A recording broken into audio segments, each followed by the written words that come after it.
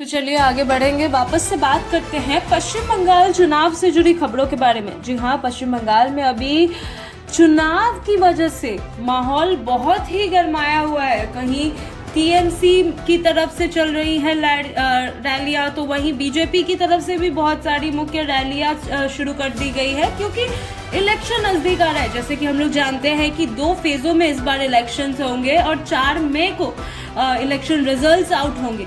तो उसी हिसाब से टीएमसी, बीजेपी और अन्य दलों ने भी अपनी पार्टियों ने भी अपनी रैलियां, प्रचार सब तेजी से बढ़ा चुकी है। तो वहीं पश्चिम बंगाल से अभी आ चुकी है बहुत बड़ी खबर। एक पश्चिम बंगाल में विधानसभा चुनाव से पहले राजनीतिक माहौल लगातार तनावपूर्ण होता जा रहा है। इस बीच राजधानी कोलकाता के पौर्णश्री इलाके में एक बड़ी खबर सामने आई है, जहां तोड़फोड़ और हिंसा के आरोप में तृणमूल कांग्रेस यानी कि टीएमसी की उम्मीदवार रत्ना चट्टोपाध्याय के खिलाफ एफआईआर दर्ज किया गया है। जी हां, टीएमसी कार्यकर्ता के खिलाफ एफआईआर दर्ज हुआ है। यह मामला 5 अप्रैल 2026 को दर्ज किया गया, जिसने राज्य की सियासत को और गर्म कर दिया है। अब हम लोग पहले से ही जानते हैं कि किस प्रकार से अभी पश्चिम बंगाल के हालात चल रहे हैं। कुछ टाइम पहले ही मालदा में एक घटना हुआ था और अब ये घटना पहले पश्चिम विधानसभा क्षेत्र के पौर्णश्री इलाके में हुई, जहां टीएमसी और बीजेपी कार्यकर्ता के बीच अचानक झड़प हो गई। बताया जा रहा है कि विवाद की शुरुआत चुनावी पोस्टर लगाने को लेकर हुआ था, जो दिखते ही देखते हिंसक रूप में बैठ गया। आरोप है कि टीएमसी उम्मीदवार रत्ना चट्टोपाध्याय के समर्थकों ने बीजेपी के स्थानीय चुनाव कार्यालय में घुसकर तोड़फोड़ की। इस घटना के बाद इलाके में अफरा तफरी और तनाव का माहौल बन गया। इस मामले में शिकायत भारतीय जनता पार्टी के उम्मीदवार इंद्रनील खान ने दर्ज कराई। इंद्रनील खान बेहाला पश्चिम विधानसभा सीट से भाजपा के प्रत्याशी हैं और उन्होंने आरोप लगाया कि टीएमसी समर्थक ने सुनियोजित तरीके से हमला किया।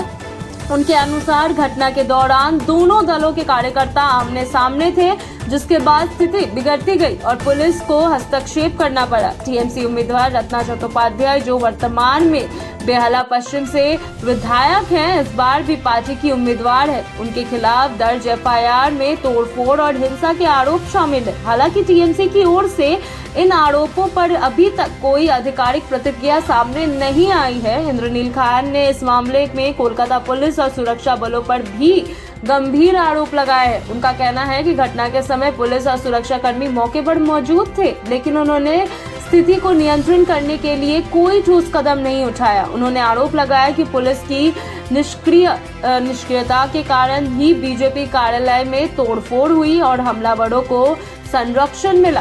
उन्होंने यह भी दावा किया कि घटना के कई घंटे बाद तक केंद्रीय सुरक्षा बल मौके पर नहीं पहुंचे थे।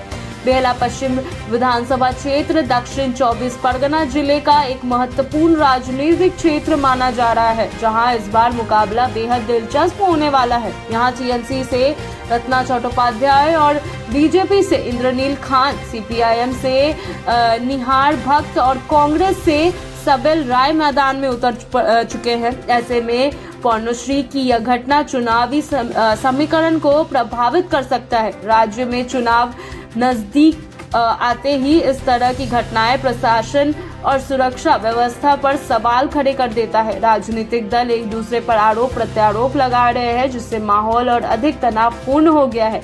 फिलहाल पुलिस मामले की जांच में जुटी है और सभी पक्षों से पूछताछ की जा रही है। आने वाले दिनों में इस मामले में और खुलासे होने की संभावना है, जो राज्य की राजनीति में बड़ा असर डाल सकता है।